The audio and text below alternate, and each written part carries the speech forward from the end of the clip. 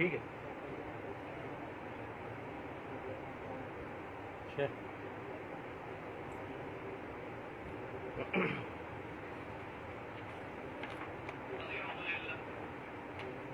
جس کو موبائل ہو دوست وغیرہ میں ڈال دیجیے گا. شروع کر.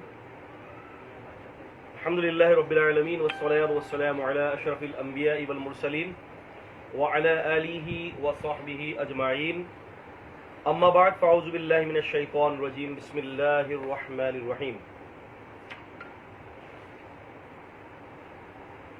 معزز ناظرین اکرام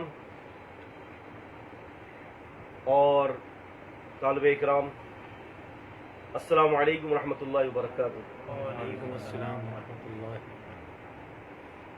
پہلی حدیث پر ہم بات چیت کر رہے تھے اور حدیث کے جو ہے پہلی حدیث الحدیث الاول، اس پر ہم نے بات چیت کی ہے اور اس کے حوالے سے کچھ رجال پر بات ہوئی پچھلی کلاس میں.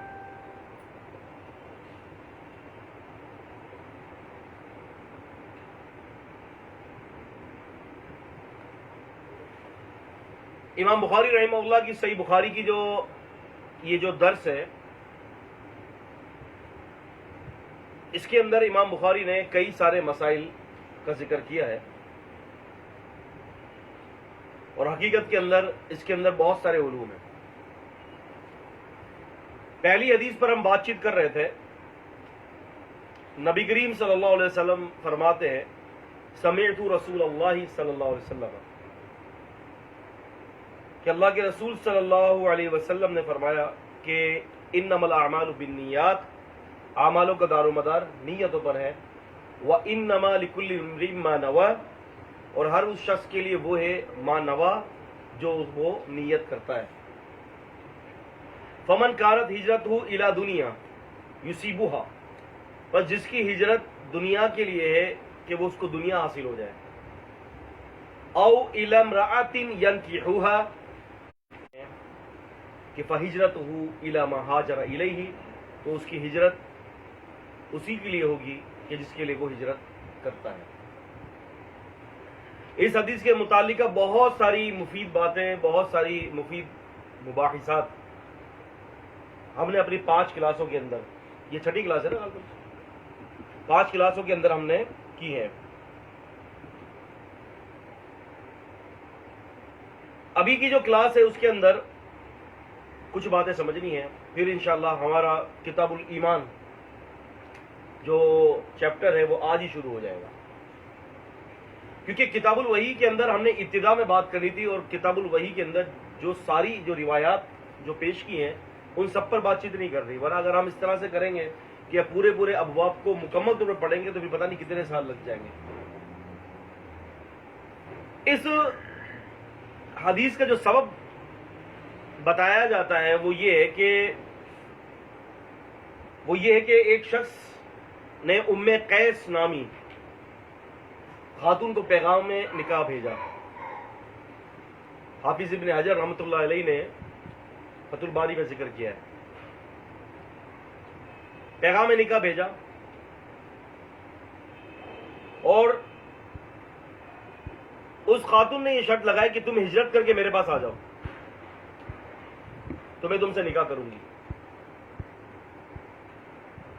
تو وہ شخص جو ہے ہجرت کر کے جو ہے مدینہ پہنچے اور پھر ان سے نکاح کر لیا. جن سے نکاح کیا اس خاتون کو مہاجر ام قیس رضی اللہ تعالی عنہ کا نام دیا گیا ہے روایات کے اندر. اور جب اللہ کے رسول کو پتہ چلا کہ ام قیس کے لیے، مہاجر ام قیس کے لیے ان کے خاوند نے ہجرت کی شادی کے لیے، تو بعض روایت میں آتا ہے کہ جی اللہ کے رسول صلی اللہ علیہ وسلم نے پھر یہ فرمایا کہ جس نے ہجرت کی کسی عورت کے لیے اینکحوها، کہ وہ اس سے نکاح کرے گا، فہجرت و ما ہاجر الیہ، تو پھر اس کی ہجرت اسی کے لیے جس کے لیے اس نے وہ ہجرت کی.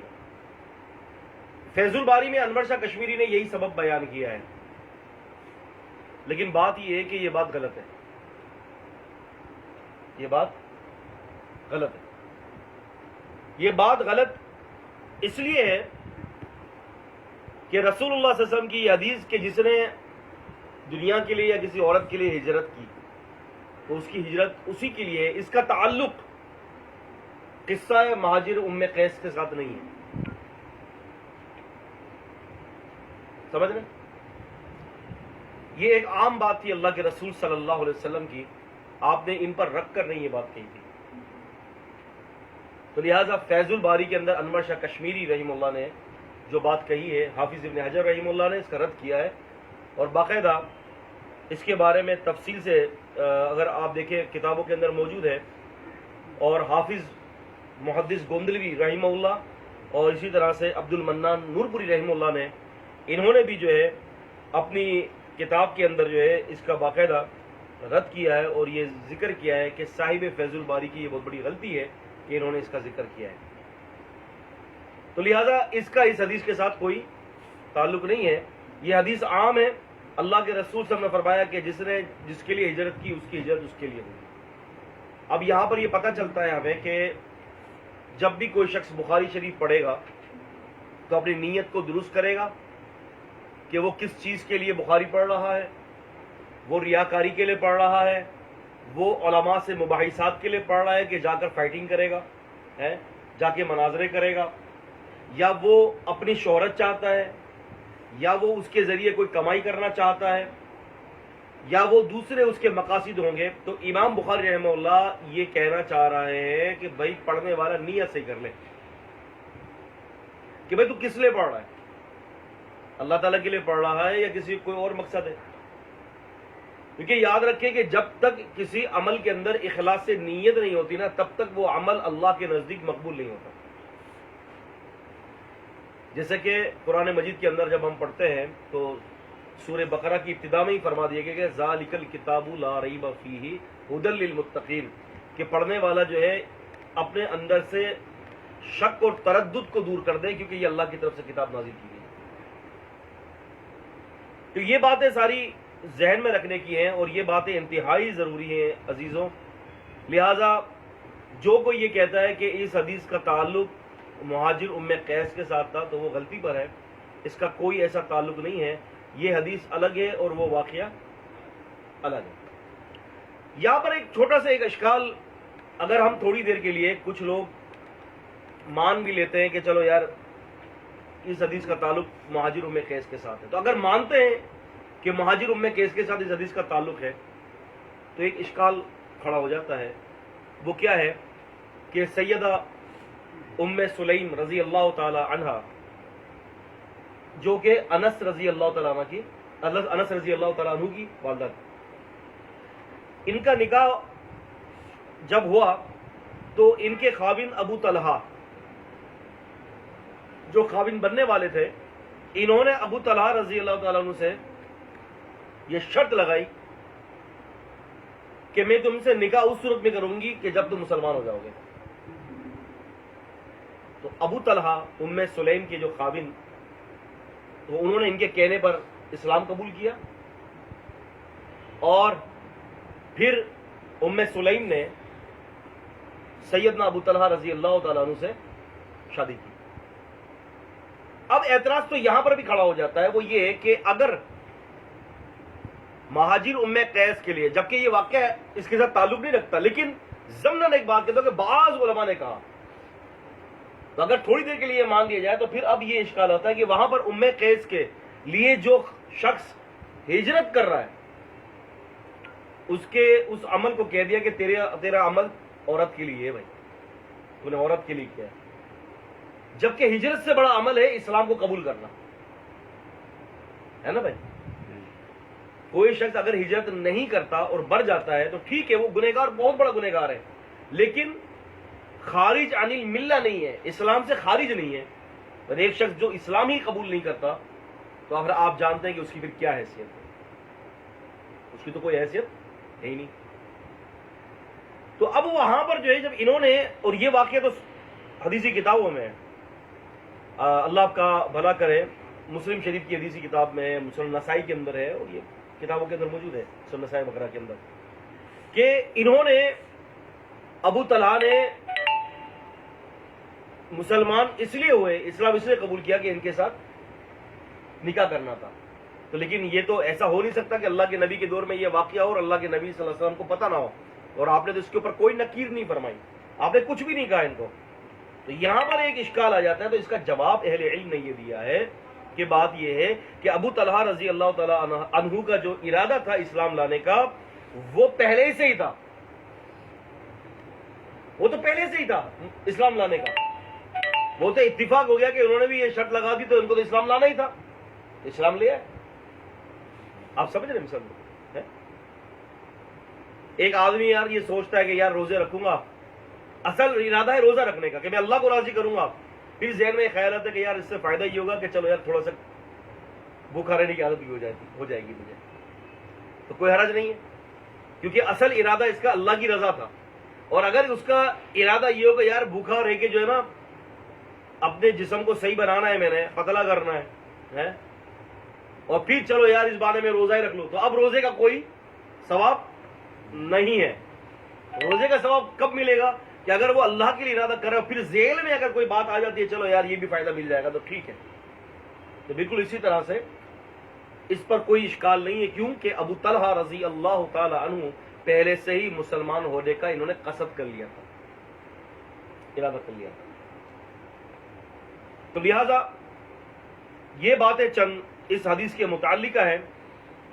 ایک دفعہ ترجمہ سماعت فرما لیں کہ سیدنا عمر رضی اللہ تعالیٰ عنہ نے یہ فرمایا ممبر پر کہ سمعت رسول اللہ صلی اللہ علیہ وسلم، کہ میں نے اللہ کے رسول صلی اللہ علیہ وسلم سے سنا.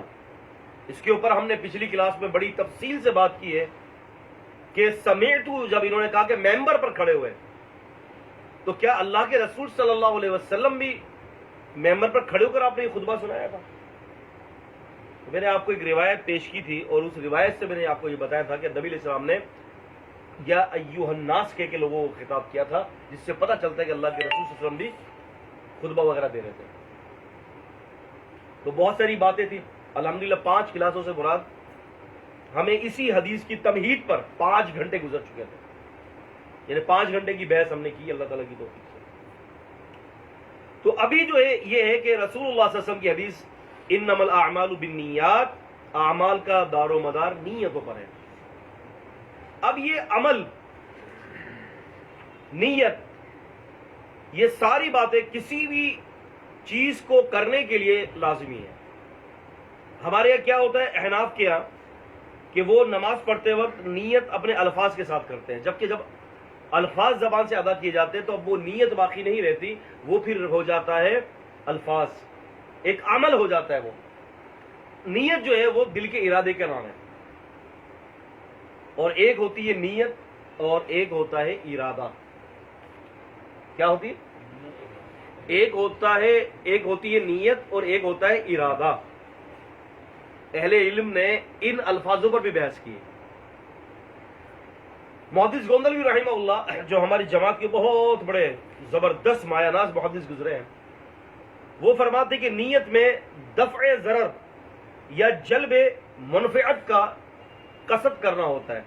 یعنی نیت جو ہوتی ہے وہ یہ ہوتی ہے کہ کسی چیز کا ارادہ کرنا ہوتا ہے کہ یار یا تو کوئی ضرر کا مسئلہ ہو یا کوئی نفع کا مسئلہ ہو، اور ارادہ ہوتا ہے اس چیز کا نام جب وہ بندہ کوئی فیل کرتا ہے نا تو اس فیل کا نام ارادے کے ساتھ بن جاتا ہے. تو نیت اور ارادے کے اندر یہ فرق اہل علم نے واضح کیا ہے، جس کو حافظ ابن حجر العسقلانی رحمہ اللہ نے فتح الباری کے اندر جو ہے اس کے اوپر بڑی تفصیل سے بحث کیا ہے، اور محدث گوندلوی رحمہ اللہ اور عبد المنان نورپوری رحمہ اللہ نے بھی اس پر بڑی تفصیلی بات کی ہے. اب ہم اس کے ساتھ ساتھ جو ہے تھوڑا سا آگے بڑھتے ہیں، اور اب ہماری جو گفتگو شروع ہو رہی ہے وہ ہے کتاب الایمان کی. میں نے یہ بتایا تھا آپ کو کہ امام بخاری رحمۃ اللہ علیہ کا اور دیگر محدثین کا سب کا طریقہ کتاب کی ابتدا کے لیے مختلف ہے. کسی نے ایمان سے شروع کیا، کسی نے طہارت سے شروع کیا، اور امام بخاری نے کتاب الوحی سے شروع کیا. اب ان سارے محدثین کے اپنے الگ الگ مقاصد تھے. جو کتاب ایمان سے شروع کر رہا ہے تو اس کا کہنے کا مراد یہ ہے کہ ایمان سب سے پہلے ہے. جو کتاب طہارہ سے شروع کر رہا ہے یا کتاب الوضو سے شروع کر رہا ہے تو ان کا مقصد یہ ہے کہ بھائی سب سے پہلی بنیاد توحید کے بعد نماز ہے اور اس کے لیے وضو شرط ہے، اس لیے ہم نے وضو سے شروع کیا ہے. اور امام بخاری نے فرمایا رحمہ اللہ کہ میں کتاب الوحی سے اس لیے شروع کر رہا ہوں کہ ہر عمل کی، ایمان کی، علم کی اور ہر عمل کی بنیاد وہی ہے، لہٰذا میں نے وہی سے شروع کیا. اور ہم نے اپنی تیسری کلاس کے اندر اس کے اوپر چوتھی کلاس کے اندر بڑی تفصیلی بات کی تھی کہ امام بخاری رحمۃ اللہ علیہ نے کون سی آیت کے ساتھ جو ہے وہ استدلال کیا ہے. وہ ہماری بات چیت ہو چکی ہے. جو کوئی اگر اس کو مزید پڑھنا چاہتا ہے یا سننا چاہتا ہے تو ہمارے تیسرے پروگرام کو وہ سن لیں. کتاب الایمان، ایمان کہتے ہیں یقین رکھنے کو، ایمانیات کا بیان. امام بخاری رحمہ اللہ نے کتاب الایمان کا سب سے پہلا جو باب قائم کیا ہے وہ ہے باب قول النبی صلی اللہ علیہ وسلم بنی الاسلام علی خمس.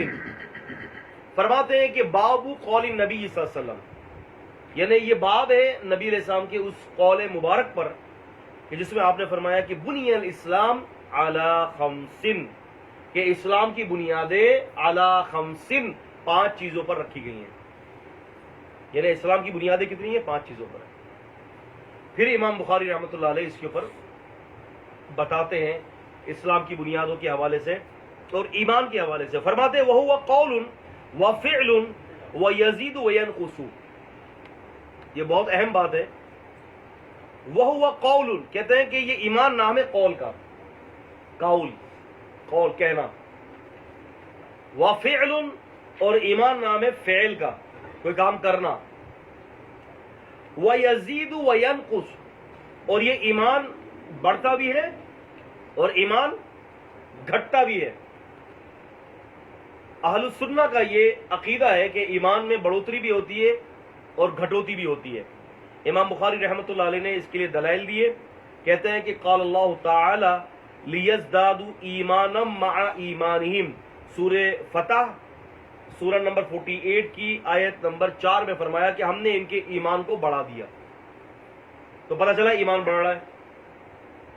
پھر دوسری دلیل دی وزدناہم ھدا، اصحاب کہف کے بارے میں سورہ کہف 18ویں سورت کی آیت نمبر 13 میں فرمایا کہ ہم نے ان کے لیے ہدایت کو بڑھا دیا. وزدناہم ھدا، ہدایت سے بڑھا دیا، ایمان ہے، ہم نے ان کے ایمان کو بڑھا دیا. وَيُرِيدُ اللَّهُ الَّذِينَ اهْتَدَوْا هُدًى اور اللہ تعالیٰ ایمان والوں کے لیے ہدایت کا ارادہ کرتا ہے، یعنی ہدایت میں اضافے کا ارادہ کرتا ہے.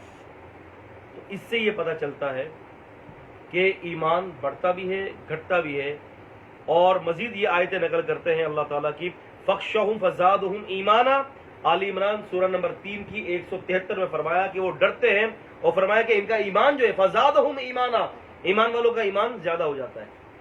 ایک دفعہ حنظلہ رضی اللہ تعالیٰ عنہ گھر پر تھے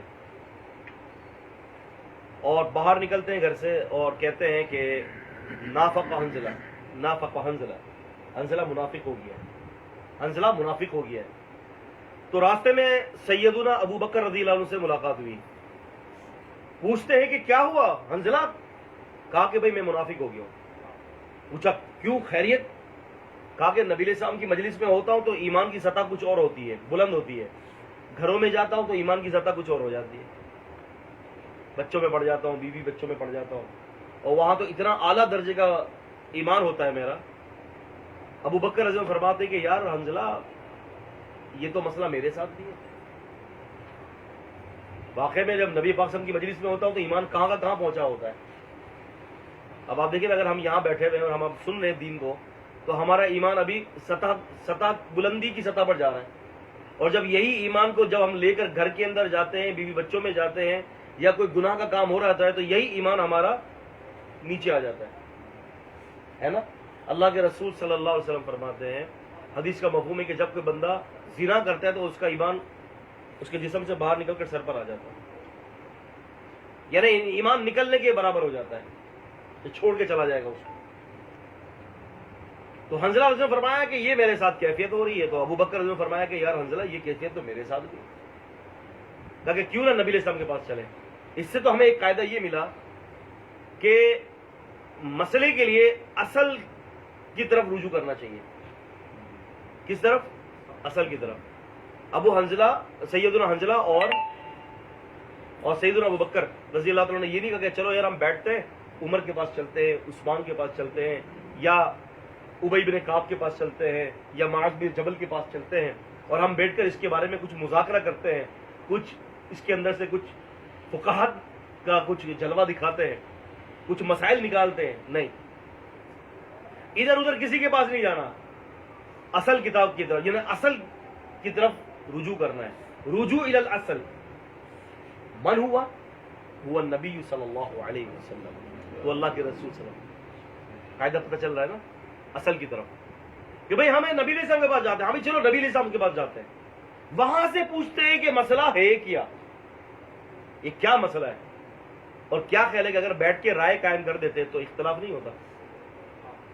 ہمارے یہی تو ہوتا ہے نا کہ پرویز قرآن مجید کی آیت پڑھ رہا ہے تو پرویز خنزیر کے گوشت سے مراد سور کا گوشت لے رہا ہے، جبکہ پکا منکر حدیث ہے، اور دوسرا جو ہے وہ طلوع اسلام والے، اس کے علاوہ جو دوسرے جو منکر حدیث ہے لاہور والے، وہ جب ترجمہ کرتے ہیں تو وہ غدود لیتے ہیں مراد۔ ایک خنزیر کا گوشت سور کا گوشت لے رہا ہے، فلیش آف سوائن، اور ایک غدود لے رہا ہے، جبکہ دونوں حدیثوں کو نہیں مانتے۔ ایک معنی کیا لے رہا ہے، ایک معنی کیا لے رہا ہے۔ تو جب جو اصل جو چیز ہے اس کو چھوڑ کر جب بندہ نقل کی طرف جاتا ہے تو اختلافات پیدا ہوتے ہیں۔ آج امت کے اندر بھی اختلافات کیوں ہیں؟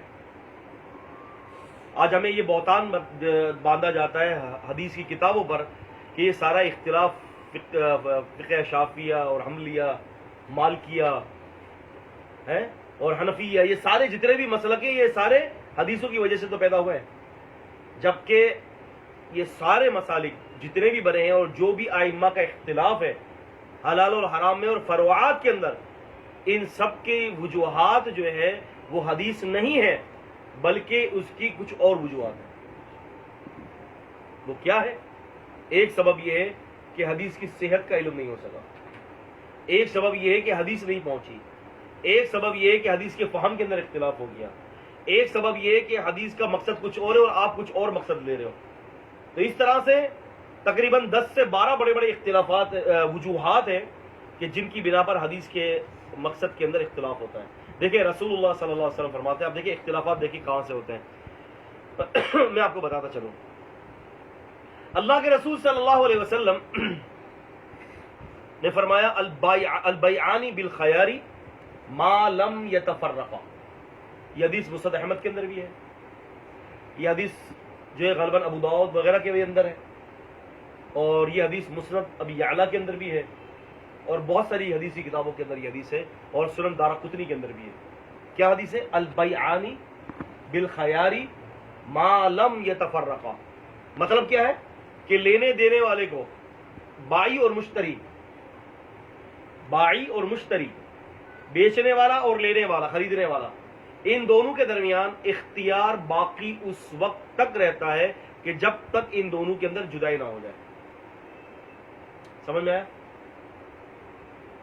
آپ بتائیے کہ جدائی سے کیا مطلب ہے؟ عام فہم کیا ہے جدائی؟ دو بندے الگ ہو گئے، ہاں الگ ہو گئے، وہاں سے چلے گئے۔ آپ کا کیا ہے رائے؟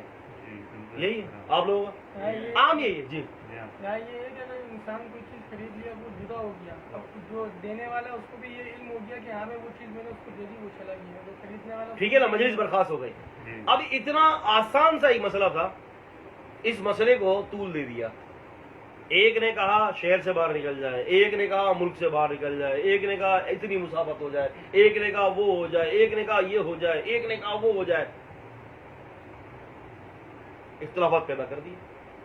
اب حدیث کا قصور تمہارا قصور، تمہارے اماموں کا قصور، کس کا قصور؟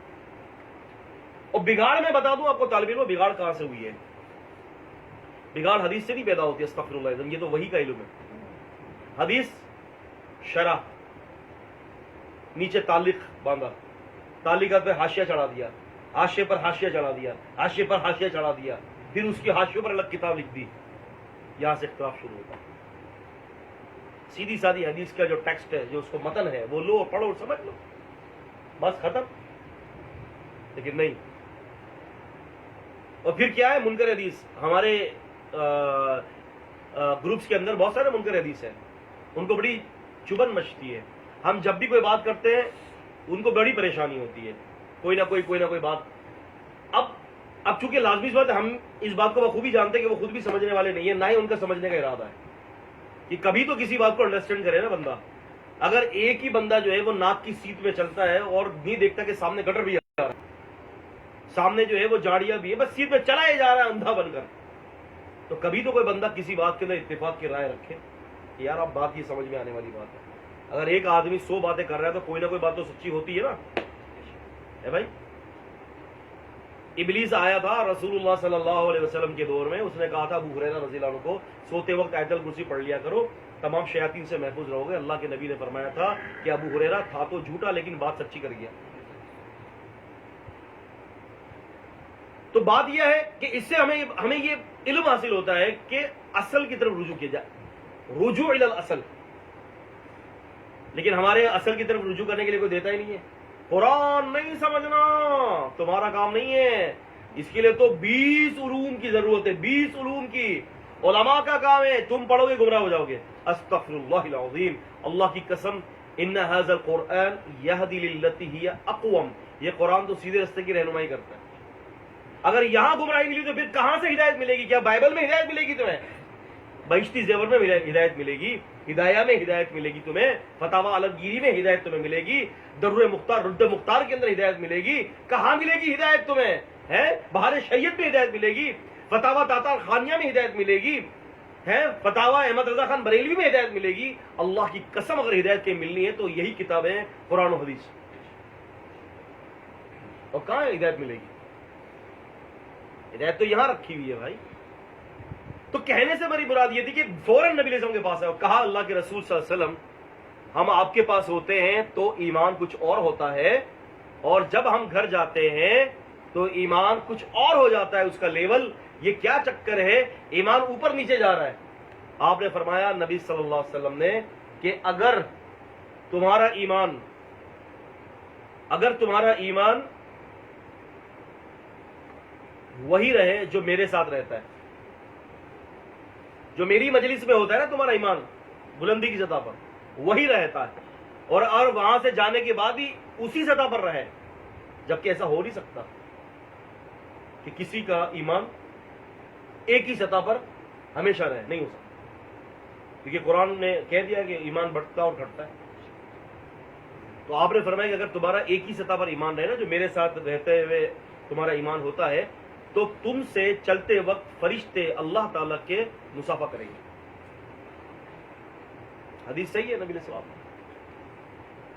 تو کیا پتا چلا کہ ایمان بڑھتا بھی ہے اور ایمان گھٹتا بھی ہے. پھر امام بخاری نے بہت ساری اور بھی آیتیں نقل کی ہیں جس سے وہ یہ ثابت کرنا چاہتے ہیں کہ ایمان جو ہے بڑھتے اور گھٹنے کا نام ہے.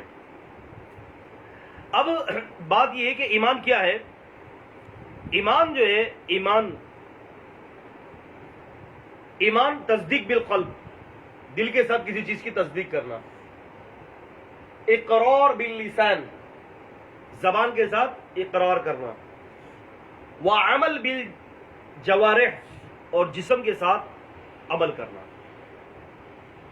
یہ 3 چیزوں کا نام یہ مرکب ایمان ہے. آپ نے دل کے ساتھ تسلیم کر لیا, لیکن ابھی صرف تسلیم ہی کیا ہے. جب تک آپ زبان سے اقرار نہیں کرو گے تب تک اسلام کی حدود میں داخل نہیں ہوں گے. اقرار کرنے کے بعد آپ کے لیے ضروری ہے کہ آپ اس کے اوپر عمل کرو.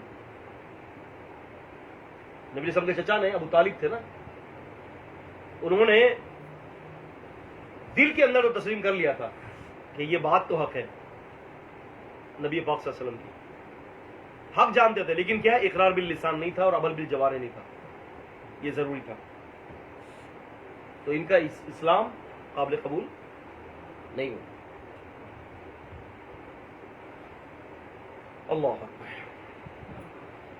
یہاں پر امام بخاری رحمۃ اللہ علیہ نے 3 مقاصد کو حل کیا ہے کتاب الایمان میں. ایمان اسلام آپس میں باہم مربوط ہے. قول کس کو کہتے ہیں؟ کہنے کو. فعل کرتے ہیں کسی چیز کو, عمل کو.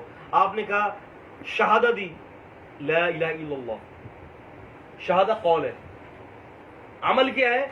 اب شہادہ کے اوپر زندگی بسر کرنے کا۔ ایک صحابی نے کہا تھا کہ ایک ہی وصیت کر دے جو مجھے سیدھی جنت میں لے جائے۔ اللہ کے رسول صلی اللہ علیہ وسلم نے فرمایا قل آمنت باللہ ثم استقم، کہ تو یوں کہے کہ میں اللہ پر ایمان لایا اور پھر اس کے اوپر استقامت ہمیشہ ہمیشہ کے لیے حاصل کر لیں۔ ایمان لانا قول، استقامت حاصل کرنا وہ فعل ہے۔ یہ دونوں چیزیں ضروری ہیں۔ اقرار تو کر چکے تھے وہ، اقرار باللسان بھی، تصدیق بالقلب بھی کر چکے تھے۔ تو یہ ساری چیزیں ہیں۔ اب یہاں پر میں نے بتایا کہ قول اور فعل داخل ایمان میں، اور ایمان میں کمی بیشی بھی ممکن ہے، جس کو امام بخاری نے قرآن مجید کی آیات سے ثابت کیا ہے۔ اب اس کے اوپر بہت سارا اس کے اندر تفصیلی مباحثات ہیں، اور بہت سارے گروہ کے حوالے سے کہ وہ کون کون سے گروہ ہیں، کیا کیا ان کا عقیدہ ہے۔ مثال کے طور پر ایمان اعتقاد اور اقرار کا نام ہے، جسے الگ الگ تو نہیں کیا جا سکتا، تاہم مرتکب کبیرہ اسلام سے خارج اور کفر میں داخل نہیں ہوگا۔ یہ معتزلیوں کا عقیدہ ہے۔ اب اس کے اوپر ان عقائد کے حوالے سے معتزلی ہو گئے، مرجیہ ہو گئے، قدریہ ہو گئے، خوارجی ہو گئے، ان کے مختلف قسم کے الگ الگ پوائنٹ آف ویو ہیں۔ انہوں نے الگ الگ باتیں اس کے حوالے سے جو ہے نا وہ شامل کی ہیں، اور ان کے الگ الگ عقائد ہیں کہ جن کو امام بخاری رحمہ اللہ نے مختلف جگہوں پر ثابت بھی کیا ہے۔ جیسے کہ میں نے آپ کے سامنے یہ ذکر کیا تھا کہ کتاب الرد علی الجہمیہ جو ہے امام بخاری کی کتاب التوحید، آپ نے اس کے اندر جہمیوں کا رد کیا۔ اب یہ کون ہے؟ آئیے ہم تھوڑا سا اس حوالے سے اس مسئلے کو سمجھتے ہیں تاکہ بات آگے بڑھ سکے۔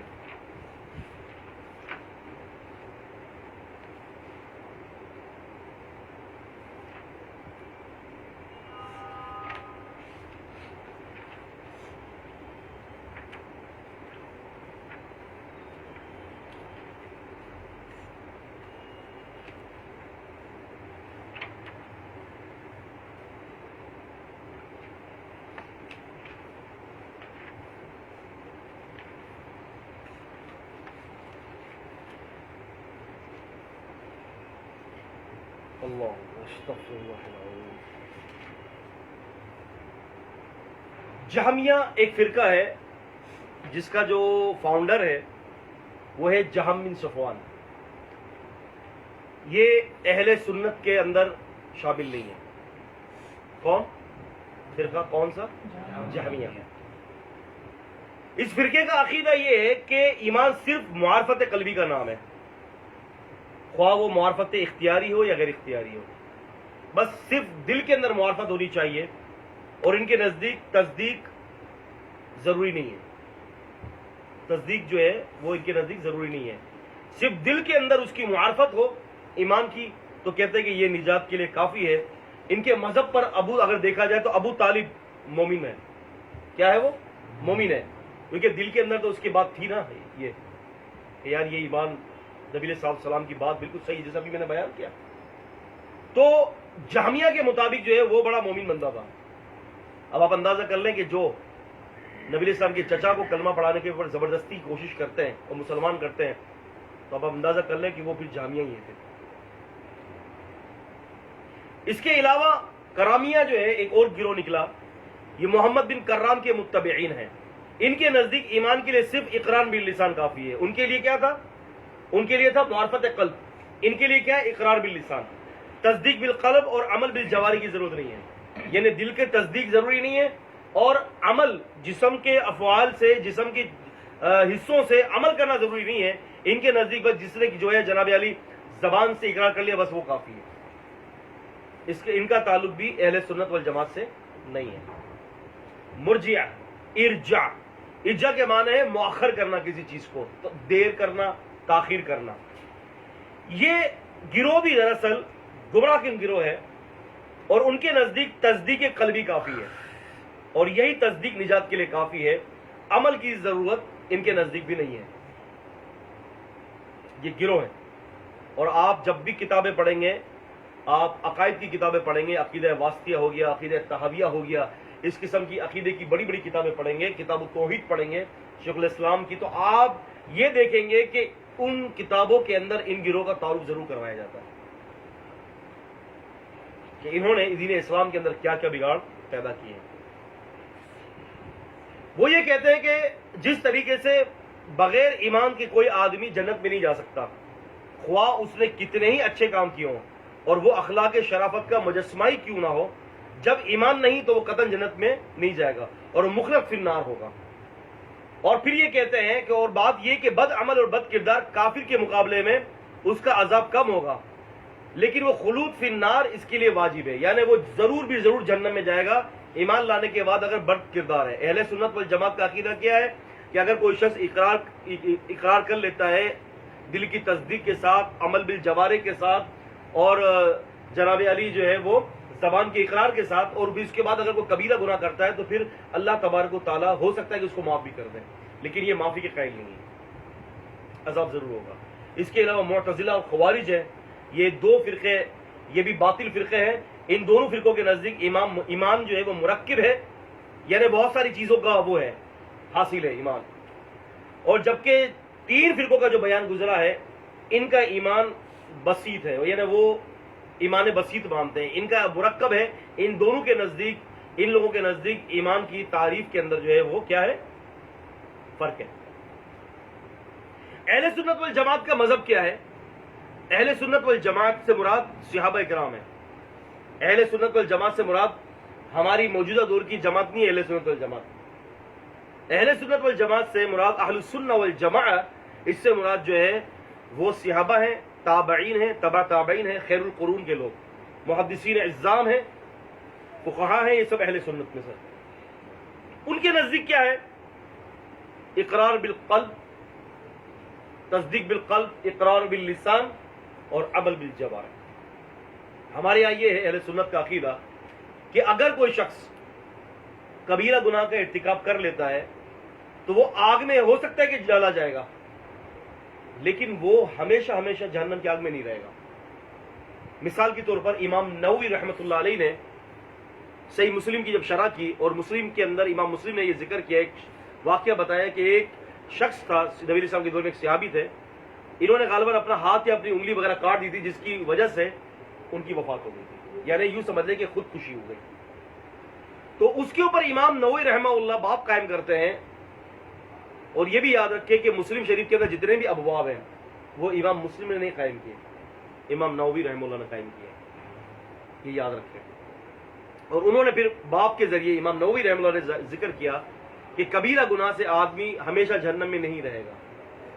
ہمیشہ جہنم میں کب رہے گا؟ کہ جب وہ کفر کر لے، ارتداد کر لے، ایمان کا انکار کر دے، ٹھیک ہے، رسول اللہ صلی اللہ علیہ وسلم کی بے ادبی کر دے، رسول اللہ صلی اللہ علیہ وسلم کی تکذیب کر دے، قرآن مجید کی کسی آیت کا مذاق اڑائے، اللہ پاک کا مذاق اڑائے، نبی پاک کا مذاق اڑائے صلی اللہ علیہ وسلم، انکار کر دے کسی آیت کا، تو یہ سب کیا ہے؟ یہ کفر ہے۔ کسی حدیث کا انکار کر دے جبکہ حدیث کا علم ہے، اس کے پاس کی حدیث صحیح ہے۔ اور بہت سارے ایسے مفسرین اور ایسے لوگ پیدا ہوئے ہیں، شارحین، اور بہت سارے ایسے مفسرین ہیں کہ جو قرآن کی تفسیر لکھتے لکھتے جو ہے انہوں نے بہت ساری حدیث کو جو ہے انہوں نے تعویلات دے دی، ان کی سمجھ میں نہیں آئی، جس میں میں آپ کو مولانا مودودی رحمہ اللہ کی بھی مثال دوں گا، اللہ تعالیٰ مرحوم کی قبر کو منور فرمائے۔ اصل میں علوم حدیث کے حوالے سے وہ اس کے ابجد کو بھی غالباً وہ نہیں جانتے تھے، تو انہوں نے اپنی تفسیر کے اندر جو ہے سلیمان علیہ السلام کے 99 بیویوں کے اوپر بھی اعتراض کیا، اور اس طرح سے دیگر احادیث کے اوپر جو ان کی سمجھ میں نہیں آئی انہوں نے اس کے اوپر ہاتھ صاف کر دیا۔ ہم اللہ تعالیٰ سے گمان رکھتے کہ اللہ تعالیٰ ان کو معاف کرے، انہوں نے جان بوجھ کر نہیں کیا، لیکن اگر کوئی شخص جان بوجھ کر اگر انکار کر دیتا ہے، البتہ انکار تو کرنا ہی نہیں چاہیے، جان بوجھ کر ہو کہ عملاً ہو کہ قصدن ہو کہ عمدن ہو، دونوں ہی بندہ گناہ کا جو ہے وہ ارتکاب کرتا ہے، لیکن اگر کوئی شخص علم آتے ہوئے اگر کسی حدیث کا انکار کر دیتا ہے، علامہ سیوطی رحمۃ اللہ علیہ فرماتے ہیں کہ جس شخص کے پاس حدیث پہنچ جائے اور اس کو اس کی صحت کا علم بھی ہو جائے، اور اگر وہ شخص اس حدیث کو نہیں مانتا، انکار کر دیتا ہے، تو پھر اس کے لیے برابر ہے کہ وہ یہودی اور نصرانی ہو کے مرے یا وہ اسلام سے نکل جاتا ہے باہر۔ ہمیں مطلب بسا بھائی انما الاعمال بالنیات نبی اسلام کی حدیث ہے، اس میں کوئی شک نہیں ہے. کوئی کہتا ہے میں نہیں مانتا اس حدیث کو، تو کیا کہتے ہیں اس نے وحی کا انکار نہیں کر دیا؟ تو پھر کہاں سے مسلمان ہوگا؟ مسلمان کہاں سے ہوگا؟ تو عزیزان گرامی، سیوطی رحم اللہ کے بقول یہ بات کہ جو شخص حدیث کے علم ہونے کے بعد کہ اس کی صحت کا بھی پتہ چل جائے کہ یہ نبی علیہ السلام کی حدیث ہے پھر بھی انکار کر دیتا ہے تو پھر یہ کفر ہے. آپ سمجھ رہے وہ کیا ہے؟ کفر. تو باقی اس کے علاوہ جو کوئی شراب پیتا ہے، دائمی شراب پیتا ہے، زنا کرتا ہے، چوریاں کرتا ہے، ڈکیتیاں مارتا ہے، یہ سارے گناہ یہ ہیں کبیرہ، لیکن اللہ پاک ان کی سزا دے کر معاف کر دے گا، کیونکہ یہ سارے گناہ کے اسباب ایسے نہیں ہیں کہ جو ہمیشہ جہنم میں بندے کو رکھے. اللہ تعالیٰ اگر چاہے تو کسی کو معاف بھی کر دے. ہیں بڑی وسعت والا ہے میرا اللہ، اس کی تو کیا ہی شہنشاہ کا کہنا، کیا بادشاہ. لیکن عقیدہ یہ ہے کہ بھائی کبیرہ گناہ کرنے والا اپنی سزا بھگتنے کے بعد معاف کر دیا جائے گا، لیکن شرک، کفر اور ارتداد، اسلام کے بعد کفر کی طرف جانا، اسلام میں رہتے ہوئے جادو کرنا، بغیر توبہ کے مر گیا، وہ بھی اسلام سے باہر ہے. ٹھیک ہے. اسی طرح سے جو ہے قرآن پر یا حدیث کے اوپر استہزاء کرنا، کسی آیت پر جو ہے وہ ٹھٹا لگانا مذاقیہ طور پر، وہ بھی اسلام سے باہر ہے، نواقض اسلام ہے. کسی آیت کا یا حدیث کا انکار کر دینا وہ بھی نواقض اسلام ہے. نبی پاک صلی اللہ علیہ وسلم کو برا کہنا، برا بھلا کہنا، یہ بھی نواقض اسلام میں، بندہ اسلام سے باہر نکل جاتا ہے، واجب القتل بھی ہو جاتا ہے. اللہ پاک کی شان میں گستاخی کرنا انسان سے باہر نکل جاتا ہے. اسی طرح سے عزیزان گرامی، مسلمانوں کے خلاف کافروں کی مدد کرنا، وہ شخص بھی اسلام سے باہر نکل جاتا ہے. تو یہ سارے نواقض اسلام ہیں. اگر بغیر توبہ کیے ہوئے مر گیا تو ختم، مخلد فی النار، ہمیشہ ہمیشہ جہنم کے آتے رہتا ہے. تو لہٰذا یہ اہل سنت والجماعت کا جو مذہب تھا، میں نے آپ کو بتایا کہ اہل سنت والجماعت وہ کہتی ہے کہ کبیرہ گناہ کے بندہ جو ہے وہ دین اسلام سے باہر نہیں نکلتا، اور اگر صغیرہ گناہ ہے تو وہ تو خیر اللہ تعالیٰ معاف کر دیتا ہے، اور اگر کوئی کبیرہ گناہ کی صورت میں مر جاتا ہے تو ہو سکتا ہے اللہ معاف کر دے، یا ہو سکتا ہے اللہ تعالیٰ عذاب مبتلا کر دے. اور اگر عذاب مبتلا کر دے گا تو اہل سنت والجماعت کا عقیدہ یہ کہ اپنی سزا بھگت کر پھر جنت میں چلا جائے گا. یہ اہل سنت والجماعت کا عقیدہ ہے.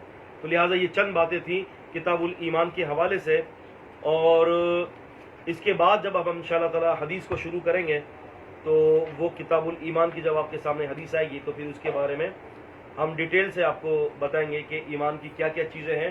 اور یہ باب بھی کتاب الایمان، اس میں ہم سارے ابواب نہیں پڑھیں گے، کچھ ابواب پڑھیں گے، لیکن کچھ کتابیں ایسی ہیں بخاری شریف کے اندر کہ وہ ہم مکمل پڑھیں گے انشاءاللہ. جیسے کہ نماز کے اندر ہم چاروں مسالک کے دلائل ذکر کریں گے اور پھر بتا دیں گے کہ صحیح مسلک کون سا ہے. ٹھیک ہے. اور اسی طریقے سے جو ہے وضو کے اندر نجاستوں کے بیان میں جہاں جہاں ٹیڑھی باتیں لکھی ہوئی جن کتابوں میں ہم اس کا ذکر کریں گے انشاءاللہ، اور پھر بتائیں گے کہ صحیح بات کیا ہے. سمجھ. اور اس کے علاوہ کتاب الاعتصام بالکتاب والسنہ، قرآن و حدیث سے مضبوطی کے ساتھ چمٹتے رہنا، یہ پڑھیں گے. پوری کتاب پڑھیں گے. کتاب الفتن، فتنوں کے باب، یہ پورا پڑھیں گے انشاءاللہ. اور کتاب التوحید رد الجہمیہ، یہ بھی ہم پورے پڑھیں گے. اور کچھ ابواب ہم پڑھیں گے. کتاب الحیل، حیلہ کا بیان کہ جو لوگ دین اسلام پر عمل نہ کرنے کے لیے یا پھر اپنے مسلک کو بچانے کے لیے جو حیلہ کرتے ہیں وہ کیا ہے. تو انشاءاللہ تعالی اللہ تعالی ہم سے راضی ہو جائے، اسی بات پر اکتفا ہے. اور ایک اور اعلان کہ رمضان مبارک کے اندر اب ہماری تفسیر اور یہ درس بخاری نہیں ہوگا. رمضان مبارک کے بعد، عید کے بعد ہم شروع کریں گے اور اس کے لیے ہم اعلان بھی کر دیں گے. اس کے علاوہ دعاؤں کی درخواست بھی ہے. جو بھی ساتھی سن رہے ہیں اس کو شیئر کریں اور سارے ساتھیوں کے لیے دعا کریں کہ اللہ تعالیٰ سب پر رحمت نازل فرمائے.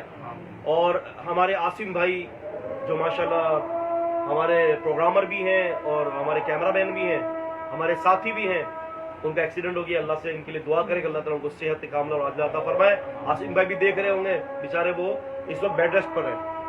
اور ہماری جو ہے وہ رشتہ دار ایک ہے ہماری سگی ممانی، ابھی ان کا انتقال ہوا ہے.